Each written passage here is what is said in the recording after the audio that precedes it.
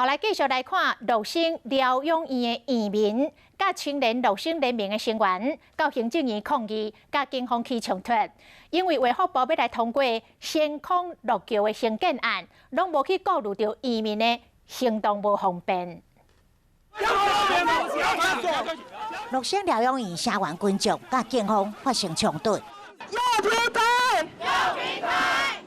社员者原本是要落步一跪，西行政院一人想要向行政院长苏贞昌表达诉求，但是被警方的人墙包围起来，只好跪伫原地。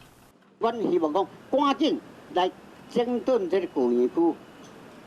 政策叫赶紧来执行就对。礼拜五这个方案即将要强行通过，因为卫福部要透过一个说明会去强行跑这个程序，那所以我们今天才会有这个记者会，希望苏贞昌可以了解这个路桥方案的争议。